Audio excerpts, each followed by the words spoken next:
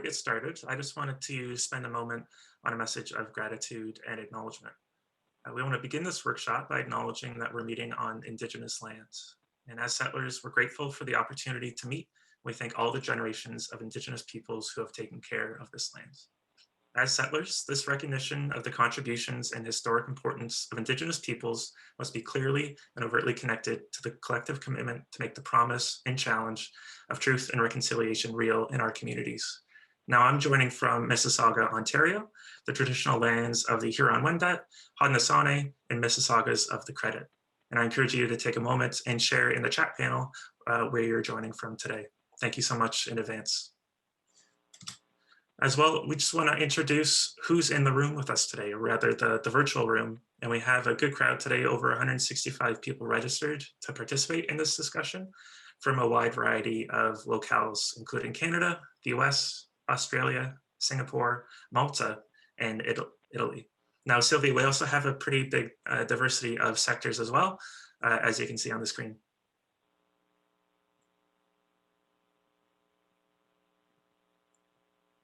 Now, Sylvia, do you want to kick us off? Sure, I'd love to do that. Welcome. Thank you, everyone, and good afternoon. I am so thrilled to be hosting this webinar today. Montreal's neighborhood-based poverty reduction movement, collective impact in action. Joining me today is Rotem Ayalon. Rotem is a partnership strategist with the Collective Impact Project at Centraide du Grand Montréal. She has a master's degree in urban planning from McGill University and a bachelor's degree in agricultural engineering from Cornell University. Rotem is passionate about food issues in cities and is a founding member of Quebec's first Food Policy Council in Montreal.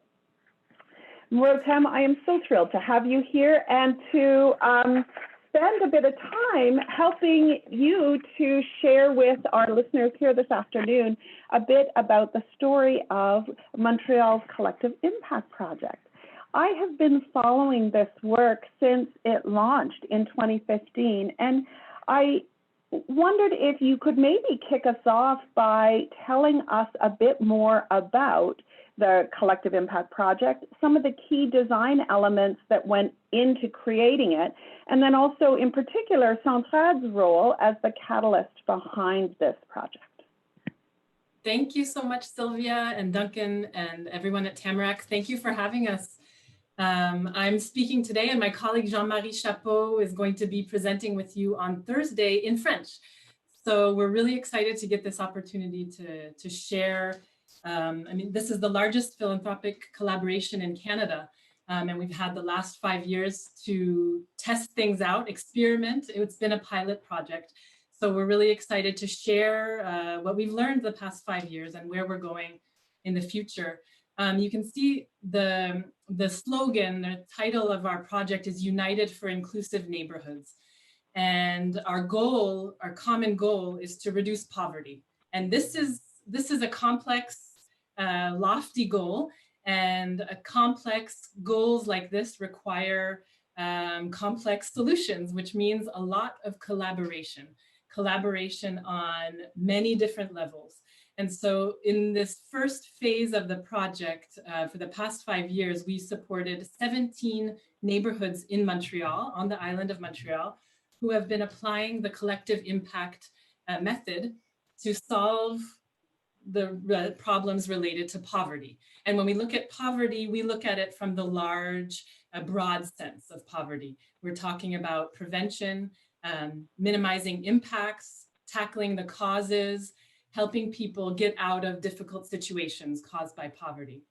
So this first phase, 17 neighborhoods, Montreal, just some context, has over 30 neighborhoods that each have their own structures are called neighborhood roundtables that I'll explain shortly. But this project has been a non-standardized project. That means that it's based on local community development that has been happening in Montreal for years. So local community development means multiple partners around the table creating actions collectively to improve the quality of life of their neighborhoods. And this project wasn't standardized. We didn't tell the communities what to work on other than reducing poverty.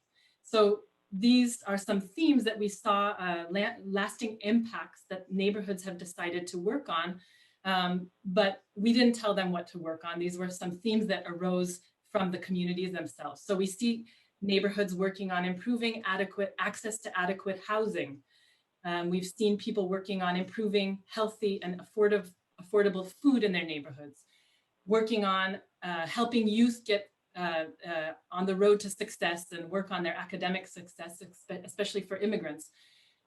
Neighborhoods are working on improving collective infrastructure and equipment, and also the inclusion of vulnerable people. One thing obviously most important to each of the projects is the citizens at the heart, at the center of these projects. They're really the driving force behind all of the collective actions. And the assumption that this project started with was that funding and strategic actions by funders, if they're coordinated, it will allow local communities to be more meaningful, to have more meaningful results, and to have a more impact on reducing poverty. And so now, and I'm going to show you a little bit more deeper about, talk about the project, if I'm able to advance. There we go. So our collaborative model is, you have to understand it at two scales of backbone structures. For everybody who knows collective impact, we basically have two scales. So at the center on the left here is really the neighborhood roundtables, who are at the center of all of the actions in the neighborhoods. They are the backbones who have existed in Montreal for the past 30 years. This is a unique structure that already brings together all the different actors and players in a neighborhood.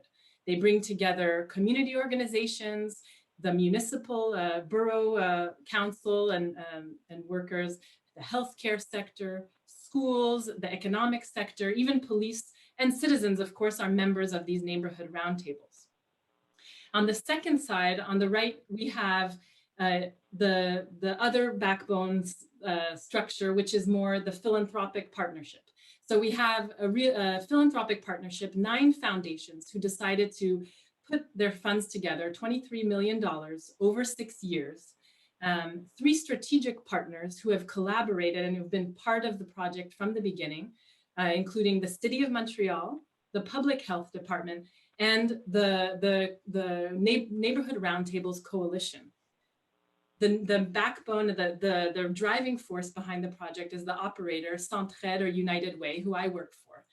And the operator, Centraide, is really providing the links between the neighborhoods and the funders. And it's based on our deep knowledge. The United Way, we have a deep history and knowledge with community organizations and all of the neighborhoods in Montreal. So it made a lot of sense for us to pilot this project and to bring it forward. And this project was really designed to address multiple issues. One major one was that funding available for neighborhoods, for neighborhood revitalization, has been limited in scope historically in Montreal. And it's been very standardized in nature. It's been highly fragmented. So each of these foundations has contributed, has supported neighborhoods in their own ways, with their own guidelines, their own parameters. And so the Collective Impact Project has been a way we set out with a big goal to make more substantial amounts of funding available to support neighborhoods in implementing their comprehensive plans. So you can make a plan to improve the quality of life of your neighborhood, but if you don't have substantial funding behind it, we won't really see results. And so this project has been very flexible and adaptable to the needs on the ground. It's been real pure funding, non-standardized, and has been a real help for the neighborhoods who participated in the first round. And I'm going to go on to the next slide and show you a little overview. So this is a map of the island of Montreal with the 17 neighborhoods that have been supported for the past 5 years. We in this first project, in the first phase, we had 2 types of funding, one with moderate support, and some neighborhoods got intensive support. As I said, this is what has been a learning project. From the beginning, we've been trying things out to try to see what works best. And so the neighborhoods that have intensive support, the ones that have an orange circle, were able to put in place multiple projects that were intertwined and to help improve the quality of life of neighborhoods. So if you tally it up, the 17 neighborhoods that were supported actually have been putting in place more than 30 projects, over 30 projects in the neighborhoods. The communities were able to set their own targets and their own goals for change. We saw a lot of improvements to engagement processes, engaging citizens. They've a lot of work around living conditions and quality of life in the neighborhoods. And finally, a lot of systemic issues affecting the welfare of the local population. And one example of a neighborhood, because the time we have together today, I won't be able to talk about all the neighborhoods, but throughout the presentation, I'll be able to bring in a little bit from some of the neighborhoods. So one I'd like to bring up is SaintMichel. It's in the middle, an orange, an intensively supported neighborhood. They have put in place about 6 projects, and each of them are interrelated. But they're working on the food system. They're working on the safety and condition of housing. They're working on creating a community center, a space for organizations and for people to gather. They're also working on improving cultural mediation in public spaces and reimagining. They have a great vision of reimagining an old quarry in their neighborhood that is now used as a dump for snow. A quarter of the snow of Montreal goes into this quarry, and the neighborhood would like to see something else being used with this space, being used, turn it around and make it positive, a positive space for the community. So as you can see, they're really involving the community in the vision for the neighborhood and setting up projects and initiatives that will have a long-term effect on the neighborhood. There's lots I could say. I guess one thing that they've been able to really put in place systemic change. The food system is really important in the neighborhood, and they've been working with the school, the local high school, to introduce a new pedagogical training for high school students around agriculture and the environment. It's the first one in Quebec that high school students are learning and doing. They're gardening and they're learning throughout their 5 years, and the school district has adopted this model and is encouraging it, and we might see it spread in other schools and school districts in Quebec. So one example of some systemic change that's happening through our projects. Wow, Rotem, one of the things I'm absolutely loving is your own energy and excitement about what you're seeing as the incredible creativity neighborhood to neighborhood. But one thing I really want to kind of go back a step, because when I was sort of learning, one of the things I thought that was really innovative was how you began with that sort of dual backbone kind of frame or approach. And in particular, pulling together the funders into a collaborative themselves to create that multi-year accelerator fund. Can we talk a little bit more? Can you share a bit more about what some of the benefits of that, but also the challenges have been? And also, like, what are you seeing now in terms of the ripples, because these funders are now kind of aligned and working together? Oh yeah, lots of benefits, lots of challenges though. Collaboration and working collectively is not easy. It takes time. I'd say I'm going to start with the benefits. Some of the benefits of putting 9 philanthropic foundations around the table. I would have to say pretty much the first of all is the coherence.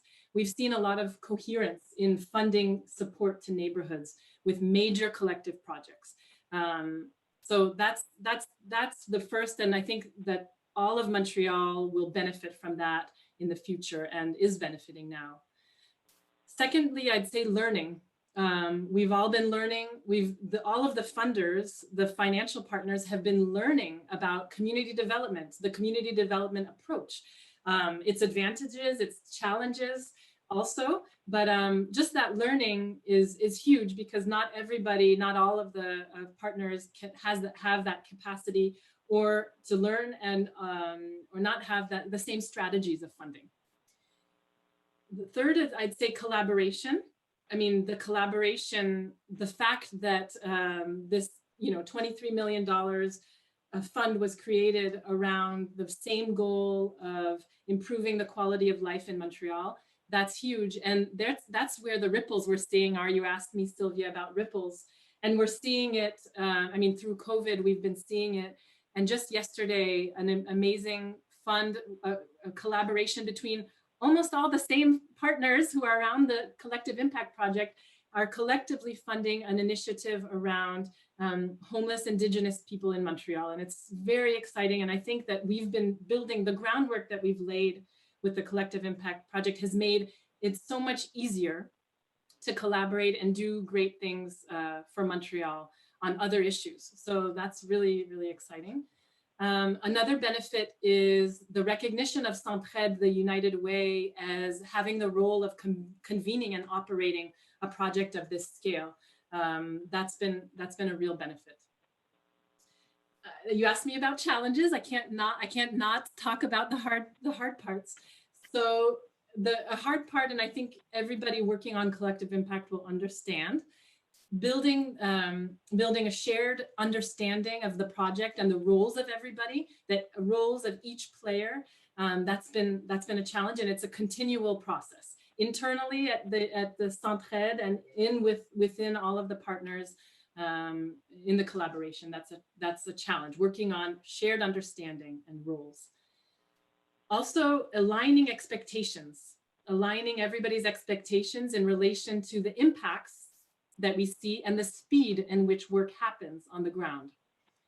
It takes a lot of time on the ground in the neighborhoods to decide collectively on what kinds of issues, what kinds of projects are to be worked on. And oftentimes we can be in a hurry to see impacts rapidly, but we have to take the time, give the time that is needed. Another challenge has been our posture, the posture of Centraide, United Way. I mean, it's sometimes uncomfortable to be a partner and an operator and a relay between communities and partners. So that's been a difficult, well, it's been a challenge, and it's something that we're constantly working on, our posture. I'll stop there. That's beautiful. So you have, the Collective Impact Project has just recently completed its 5th year, right? Yep. Of being sort of on the ground. What can you share about what you're learning and what some of the impacts are? You've already named some, but if there are some others that you're starting to see, maybe thinking about it at the community level, at the level of partnerships, from a systems lens even? Yep, and we're learning a lot, of course. So this is a project that was built to be learning. We're learning from it from the beginning, and will continue throughout. This image is from one of our recent transversal evaluations that we are working on with cooperative evaluators that are interviewing our neighborhood actors and helping us understand what we're learning. I'm not going to talk about each of the points, but I'm going to highlight a few of the things that we're learning from the community. I think, first of all, is really the pertinence of the collective impact approach as a common reference, as a common language. It's not a miracle. It's definitely not a miracle, but it's a good frame for action for supporting community development. That's one of the lessons that we've learned. I mean, this way of framing it, community development is not new in Montreal, but framing it with a community, with a collective impact has helped us a lot. Our neighborhood roundtables, as I said, would have been pre-existing, and that's the first condition of collective impact was already present in Montreal. So this maturity, so around the first lesson learned is really this maturity of shared leadership in collective project governance has led to us have neighborhoods having greater clarity about their collective vision. This has been a real lesson learned. And the second one that I'll talk about, the second learning, the number 4 on the lessons learned is really the learning together around learning and evaluation. We have put a big emphasis on evaluation and self-evaluation specifically. Each of the neighborhoods is supported they're accompanied by one of our partners, Dynamo, to work on their self-evaluation. They can do it in the way that they choose and the way that they find best to help them make their decisions. And so we really see that communities and partners are taking ownership of evaluation. They're becoming more independent and putting the approaches into practice and adapting them into the reality and based on the needs of their environment. The neighborhoods, we really see that they're using concrete data about the impacts to better orient and document collective decisions. So these are some of the learnings that we've made on the community level. Oh, there's a mistake in my PowerPoint, in my slide. The second one should say partnerships level, and the third one is systems level. That's a mistake. Around the partnerships, I think I spoke to that already. A lot of the learnings that we've made and the ripples that we're seeing in other sectors. I think I touched on that earlier, but on the systems level, we're really learning that neighborhoods are instigators of systemic change. It's clear we can work towards systemic change by having the right people around the table and sharing the information. So for example, one of the neighborhoods, Côte des Neiges, is working on the access and quality of housing. There's a lot of problems with the quality of housing in the neighborhood, and the neighborhood is working closely with the borough, with inspectors, and they have set up a squad of people who go door to door and help the neighborhood residents know how to get access to information, where to take their problems, and how to maneuver the system. And this kind of initiative is having ripples in other neighborhoods and with the city center to bring systemic change, not just for the neighborhood of Côte des Neiges, for other neighborhoods too. And we see, as I mentioned with SaintMichel, a systemic change that's happened with the school district, responding to the needs of the idea of a community to put in place a practice, a learning pedagogical tool around agriculture that might be useful and interesting to keep kids in high school, keep them interested and give them practical tools for their future. That's what I'll say. Well, and one of the other things I'm absolutely appreciating in what you're sharing is by allowing those local neighborhoods to self-determine the areas that they want to champion, you actually across the 17 have a diversity and a huge range of innovative experiments that then, because of the connection that you've created between them, can rapidly be replicated in other areas or across the city as a whole. That's exactly. Really exciting. There's a lot of cross dissemination and exchange happening between the neighborhoods, lots of learning. So say I saw there was a question in the chat box that someone posed already about wanting to know a little bit more about how you are talking about impact, both within the project and also sort of what impacts you are now starting to see beyond the project and beyond the city in terms of what you are learning. Sure, impact is the heart. It's the biggest challenge, right? And we're not done. We're in the 5th year. We have one more year of this first phase, and we're going into the second phase that I'll talk about briefly shortly. I mean, documenting the impacts is a big challenge. So as I said, we support each neighborhood to do their own self-evaluation and their learning in their own way. This was a desire from the beginning of the project to not force the neighborhoods to do anything in the same way. It's non-standardized. So we want neighborhoods to measure the things that are useful to them. So their neighborhoods are measuring, for example, the efficiency of their processes and their activities. They're measuring the impacts of their projects on their citizens, but they do it in their own way. And I'm going to explain to you how we try to aggregate that data. It's not easy, but we also gather data on their impact based on the methodology of when collective impact has impact. That's been very useful to us to measure the evolution and the impacts of each of the neighborhoods. One big change, though, in the way communities collectively decide on their projects, and I'm going to get into this slide that I have in front of you, but One big change is that communities collectively decide on their projects, and the learning has been shifting the emphasis towards outcomes and towards the changes that the community wants to see. That's been really difficult in Montreal. We're shifting towards the changes we want to see, and by choosing the target in advance, you have to kind of decide what your strategy is going to be, and you might make mistakes along the way. It might not be perfect, but we are choosing the end result. We want to focus on the target before the strategy. So, for example, and my slide is all messed up. There must be in presenting and sharing it with you, things have been kind of messed up, but it's okay.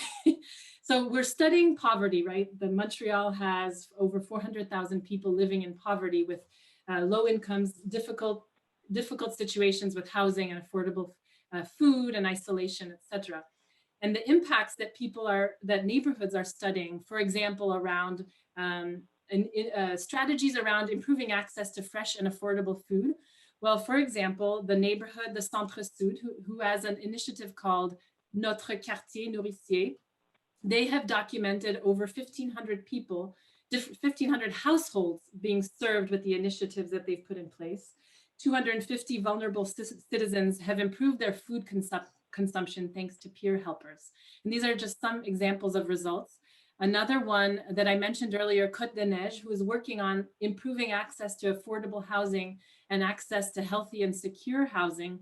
They have been able to support 120 renters by their squad, the Escouade Salubrité, and 2/3 of the renters have seen their housing improve, their housing situation improve. Another one, better integration into schools by youth from immigrant families. A neighborhood, Leonard, has helped 500 families, and 8 out of 10 of the school agents note an improvement in their involvement of families in the school achievement of their children. And on that note, I won't get into every one of these, but on that note, I wanted to show you an example of two neighborhoods. This is St. Leonard neighborhood, and how they have documented the types of impacts that they're seeing, so that you can see, Sylvia, and so the Tamarack community can see each neighborhood has had their own way of documenting the impacts. And this is a very qualitative method, and they've seen around academic success, they've seen increased confidence in the youth, they've seen improved communication between the school and parents, they've had better academic support. Around inclusion and citizenship, we see families that have increased support, who know their rights and responsibilities better, who are better integrated into the neighborhood. And around neighborhood resources, they know that what is available to them, what resources are available to them, and they have increased participation of children in neighborhood activities. These are just some examples of the types of impacts that are being documented by the neighborhoods. And then one more that is more quantitative. This is the SaintMichel food system, the neighborhood I spoke to about earlier that is working with the school, but they are also doing much more. They're producing, so this was 700 kilograms of fruits and vegetables produced in one garden. They are processing the food, they're redistributing the food, the number of participants, and we see that everything is connected. And so this is one way, like this neighborhood decided to go with numbers. And in these numbers, obviously there are people, there are the number of participants, and they also did some interviews, but for them, this was important, and it spoke and it was very visual to speak about the impact of the food system work they're doing in their neighborhood. I'll stop there for now. I could go on. Well, and you've just brought all of this to life. You know, it's one thing to say that the communities are given latitude to determine how best to present and evaluate their work. But, you know, both reports, though quite different from one another, actually have really compelling stories behind them, right? Exactly. Which I think the challenge for us is bringing that all together and showing the impact on the whole island. You know, the 17 neighborhoods. That's what we have to do next. Okay. Any thoughts about that you can share at the moment? Just to kind of what are you thinking about as you think about that challenge? I mean, we have a lot of material, and I think the storytelling is where we're going to go, and it's going to help us to go to the future, to this next project, and also all the capacity building that the neighborhoods have made by just working collectively and working with the collective impact model, the strength they've used. But it's our main challenge the next year of trying to put it on paper and make it live on its own, speak to itself and speak for you. I'll have to be back to you on that, Sylvia. Oh, beautiful. So this is my last question that I sort of have primed. And I'm saying this as much for our participants. I'm seeing lots of comments and stuff in the chat, which is fantastic.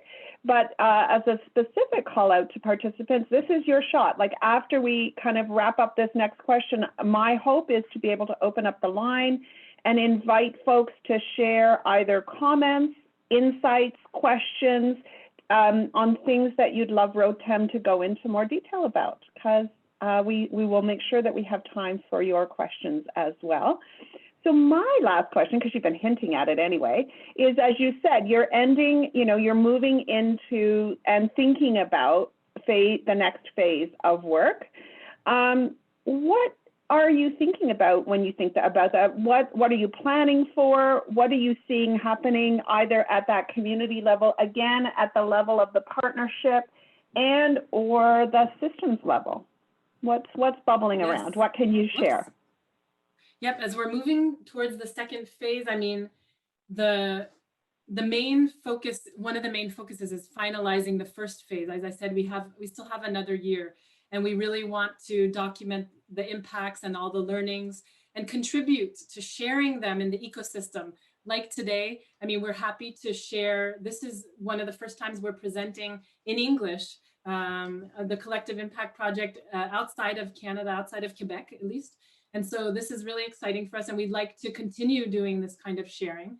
But as we're moving towards the second phase, it's on track. It's going to be launched in June of this year, with first investments happening in January of 2022.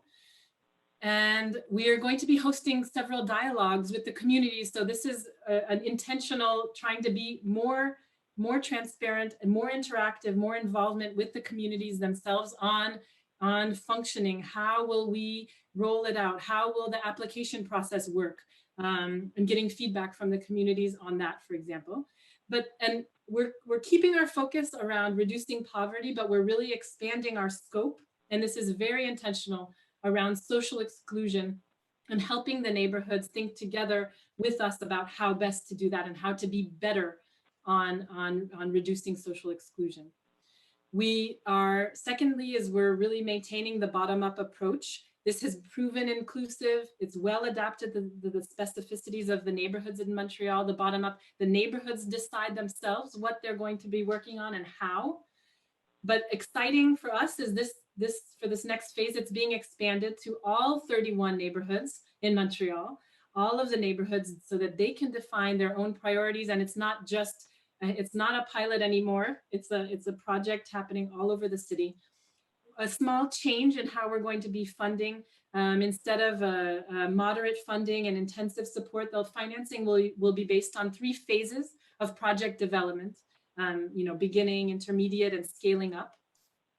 We're also going to be building on the strengths of cross-sector collaboration. Most of the foundations are continuing along with us. That's really exciting. Public institutions, the city, the public health department have signed our agreement. They are not just around the table, but they have signed. So the Executive Council of Montreal, all of the elected officials signed the agreement, and the city is actively involved in this project. So that's super exciting. Community actors, community roundtables and community organizations are going to be part of our governance structure. So that's one main change we're improving. Based on all of the learning we've made the past 5 years, we're improving our governance and decision-making model. It'll be more simple and efficient, and the communities are part of it. And Centraide, United Way, we will still be running the operations. And finally, we really want to continue and strengthen our work towards systemic changes at a larger scale, whether it's food systems or housing. we really want to be more intentional about bringing these forward, bringing up the systemic changes we're seeing at the local level. And we want to really be more intentional about achieving racial equity.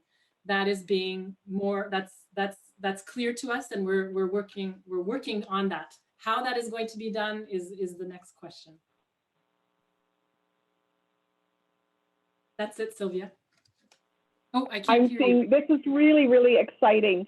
And it's this beautiful evolution of affirming some foundational elements that you know now are part of the success, but then also challenging yourself to continue to stretch and grow. It's going to be a lot of fun to watch and learn alongside you as phase 2 unfolds. I see we have a number of questions in the box, and so I'm going to call on Duncan. Duncan, do you want to kind of lead out with some of the questions that we're seeing? Yeah, thanks, Sylvia. And I see a number of people have already found the Q&A panel, but if you haven't yet, you can open it up and either submit a question or vote on which question you'd like to see answered. The first question comes from Claire, and they ask, "This is great. Can you please speak to how communities set their strategies and Centraide's role in that process?"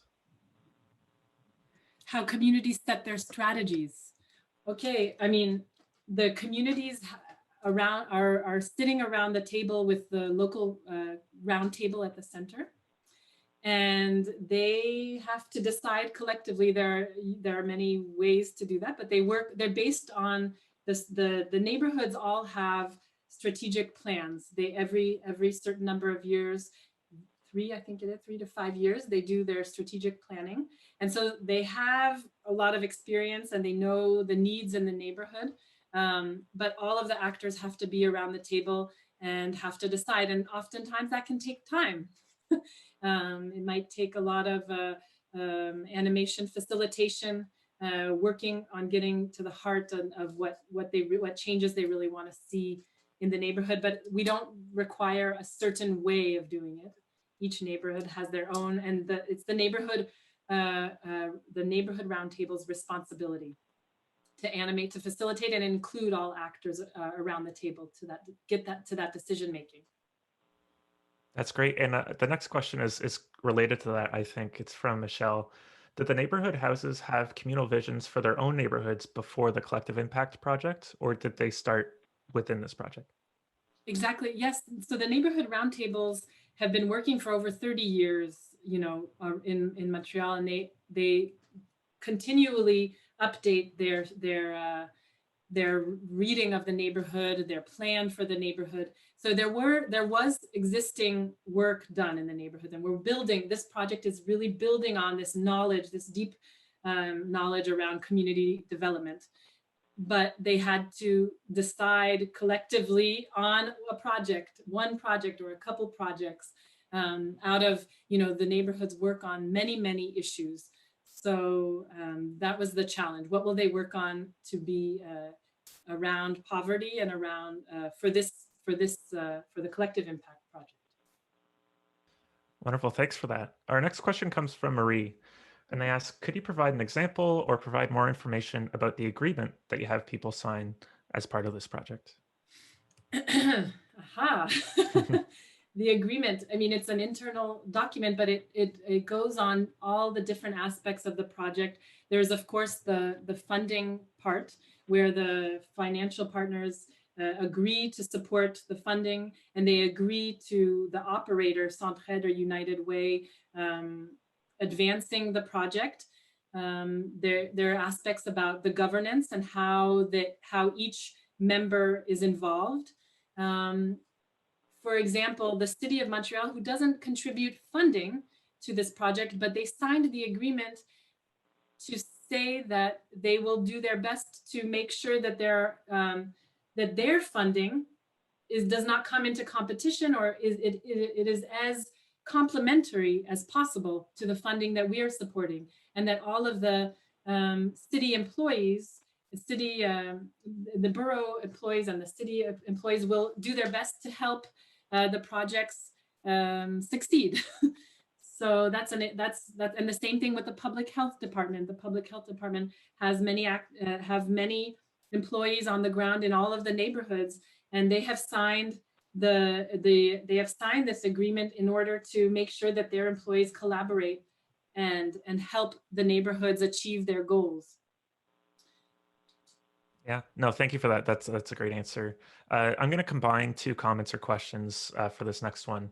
Can you speak more to the indicators being used in Montreal to evaluate collective impact? And can you speak to how you might evaluate things like confidence, understanding of the school system, increased communication, family independence, et cetera? So some of those less quantitative measures. I'm not types of indicators to measure the collective impact in the neighborhoods, measuring confidence. You know, it's hard to get.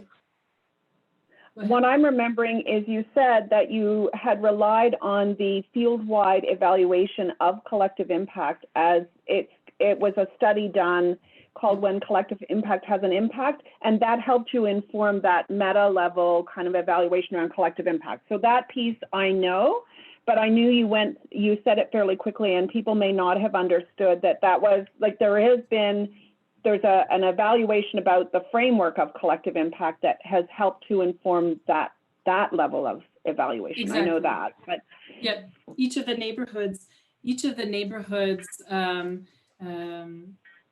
are being evaluated by our partner organization that does our evaluation called NISCA, and they use the framework of collective impact.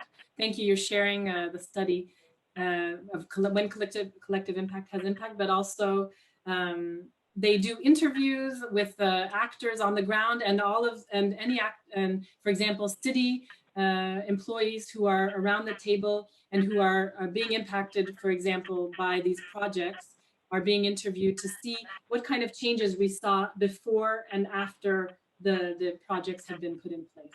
So we're happy to share the results of it's on our website. We have some research and some evaluations. Not all of them have been translated to English, but we have some interesting work already. We'd be happy to write in English in the near future about some of these impacts that we're seeing and we're documenting. That's great. Yeah, thank you for that. Our next question is from Jason, and they ask, is there any participation by universities or CEGEP within the Collective Impact Project? We've had some participation from researchers writing and studying this project from the beginning, but and studying in terms of philanthropic collaboration. We have researchers who are very interested in it and studying it, but not that I can think of. We haven't had on the ground in the neighborhoods, not necessarily researchers involved. Perfect. Yeah, thanks for that. Our next question comes from Dal, and they ask, how critical was it to have the roundtables in place already? Would other places need to start at a different place as they may lack those existing communities? Yeah. I mean, for Montreal, we're building on an existing structure, an existing backbone. I think this kind of work can be done elsewhere if there is, if you find an appropriate backbone structure, an instance that can bring together people, that is a neutral, that that has that capacity to bring people together and work and collaborate. One of the projects that I didn't mention, one of the neighborhoods actually that was part of this pilot phase, didn't have a neighborhood roundtable. It was one neighborhood that, for many historical reasons, the roundtable was disappeared for a while. And part of the project was to put it back in place. And so the first 4 years of this project was put towards, the energies were put towards putting back in place a neighborhood roundtable and recreating the confidence in the neighborhood by all the actors to have a neighborhood roundtable. So I would say that this can be done elsewhere, and this instance should be the first step. It's the first step for collective impact. Anyways, having that backbone. So I think that can be done. And I think after the backbone is solidified, then you can start making real change in the neighborhood. Yeah, thanks for that. We have time for just a few more questions. Our next comes from Wendy, And they ask, this is super exciting, and I'm just curious, who are the typical actors that you'll see at a neighborhood roundtable? Thanks, Wendy. Thanks for the question. Okay, so at a neighborhood roundtable, you will see so someone from the borough. They have so borough is the municipal structure in each neighborhood, and they have generally agents, people who work on community development and make the link with all the different internal city officials. You would see someone from the school district who has also that role of making the links, or someone from the daycare sector, all the different community organizations that work on various issues around youth, around housing, around transportation accessibility, around the table. You will see people from the public health department who also care about how the community is developing. Citizens, interested citizens who are motivated and who have the time to invest, and especially if the meetings are in the evening. Who else will we see? Police, representative of the police department. We will see local environmental organizations. We will see you name economic sector, so economic development actors. I think I've named most of them. I probably forgot some, but every neighborhood is different also. Yeah, and I think that's the idea as well, right? The people at the table are going to represent the unique character of the neighborhood as well, and it's good to get a sense of the diversity as well. We have time for one last question I'm going to sneak in. It's from Julia. Are there any affordable housing initiatives going on within any of these initiatives? If yes, how are they being planned or implemented? Ooh, that's a big question. Affordable housing is obviously on every neighborhood's plate and every neighborhood's mind. With affordable housing, there are many, many actors already on the ground. So the key is figuring out what the neighborhood roundtable's role is and what they can do. But in one neighborhood I'll speak about, Verdun, they worked on getting a nonprofit housing developer who works elsewhere off the island of Montreal to come into their neighborhood because there weren't any actors on the ground available to help, to invest in the neighborhood, and have recently gotten a $2 million grant from the city to redevelop an apartment building that has been dilapidated and not in good shape, to renovate it and to maintain it as affordable housing and to manage it. So the Neighborhood Roundtable was the instigator. They don't have the skills to develop affordable housing, but they partnered up with an affordable housing developer to make that happen. And they helped also make the links between the city of Montreal, who has a strategy around affordable housing, to make it aware that in Verdun, in this neighborhood, there's a need for affordable housing. And so it's a lot of representations, speaking up at council meetings, writing reports, getting the attention, and making the right contacts and the right networks with the actors that can do the job of building affordable housing. And so they know that the citizens in their neighborhood will have an affordable housing offer for them.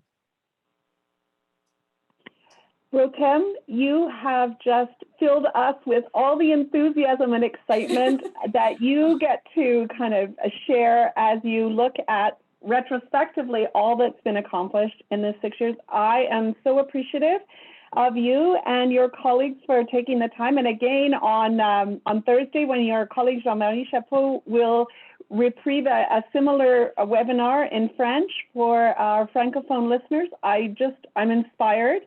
I do, one of the things as I'm watching the questions, it's clear that the neighborhood roundtable structure and the coalition of neighborhood roundtables is a really unique but powerful foundation that you've built upon. So, it might be something that we would love to learn a little bit more about in depth, because I think it's a structure that could inspire a lot of other communities as well. So hopefully we'll bring you back, you and others, involved in the project back We'd love at to. some point, because we'd love Thank to you for learn more having from me. you. It's Thank been you a for having me. pleasure. And thanks to everyone out there for your great questions and your participation. All right, so now I'm going to turn it over to you, Duncan, if you wouldn't mind sort of wrapping us up. Our hour is gone. Yeah, thanks, Sylvia. I was just thinking it would be so interesting to have this discussion at year 10, just to go through it again and see the lessons learned. So we'll pencil that into the calendar. Okay. I just have a few quick announcements. We're going to be sending out an email in the next few days with a full recording of today's call and a collection of links and resources. So please look out for that in your inbox. We're also going to include some links to some learning opportunities with the Tamarack Institute. We're just going to highlight two very quickly here. The first is an online course called Foundations of Community Engagement. You can learn at your own pace and take a community engagement initiative from conception to evaluation. And the second is a workshop coming up on community innovation. We have 2 dates available, March 11th and April 13th. We'll include more information about those in the email, but you can visit us at tamarackcommunity.ca for more information.